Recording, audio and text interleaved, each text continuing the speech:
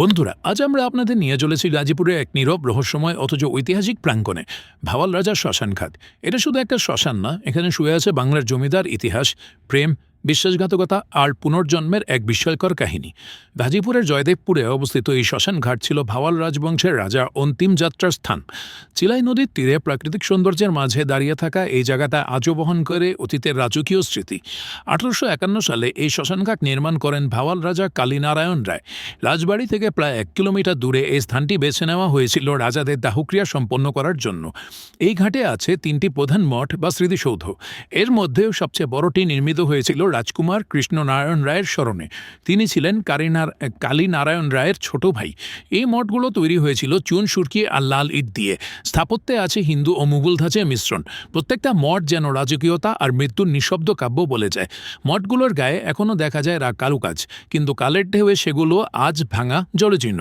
বন্ধুরা, এই শ্মশানঘাটেই সেই জায়গা যেখানে দাহ করা হয়েছিল ভাওয়াল রাজকুমার রমেন্দ্র নারায়ণ রায়ের দেহ। অন্তত তাই মনে করা হয়েছিল, কিন্তু 12 বছর পর সবাইকে অবাক করে তিনি ফিরে আসেন এক সন্ন্যাসীর বেশে। এই শ্মশান থেকেই শুরু হয়েছিল ইতিহাসের বিখ্যাত ভাওয়াল সন্ন্যাসী মামলা। এই আইনি নাটক যা চলেছিল প্রায় 20 বছর।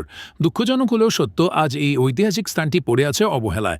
ঘাট ভেঙে গেছে, মঠের চাঁদে গাছগাছালি গজিয়ে গেছে, পরিবেশ অপরিষ্কার, ইতিহাস যেন ধীরে ধীরে হারিয়ে যাচ্ছে কালের গর্ভে।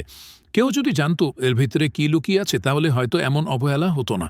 ঢাকা থেকে মাত্র 1.5 ঘন্টার পথ। গাজীপুরের জয়দেবপুর স্টেশন থেকে রিক্সা বা অটোতে সহজেই পৌঁছে যাওয়া যায় এই শ্মশানঘাটে।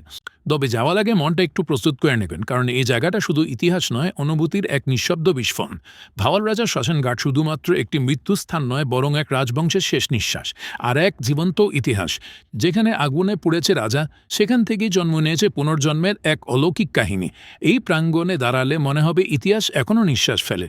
বন্ধুরা, এই ভিডিওটি যদি ভালো লেগে থাকে তাহলে একটি লাইক দিন আর আমাদের চ্যানেল কিউরিয়াস বেঙ্গলিকে সাবস্ক্রাইব করুন, কারণ আমরা নিয়ে আসি ইতিহাসের আড়ালে লুকিয়ে থাকা সেই গল্প যেগুলো বলার মতোই না, অনুভব করার মতো।